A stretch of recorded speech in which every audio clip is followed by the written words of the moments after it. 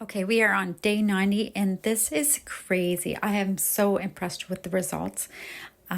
We did not go see a dentist yet because it just keeps getting better and better, and I want to wait till it's amazing. So here, look at the results after 9 days. The hole is actually closing over now.